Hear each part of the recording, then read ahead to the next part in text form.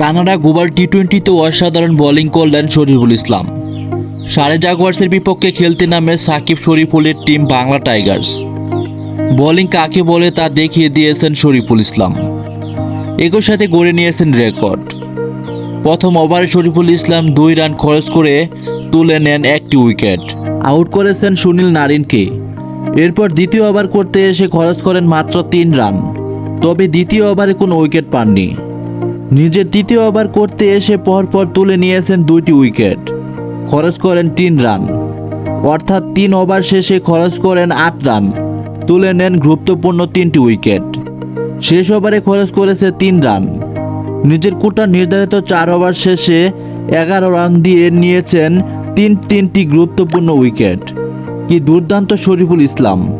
কেননা Canada global টি-20-তে এবারের আসরে কম রান খরচ করে 3টি উইকেট নেওয়ার কীর্তি শরীফুল ইসলামেরই। শরীফুল ইসলাম 24 রানের মধ্যে 13টি ডট বল দিয়েছেন।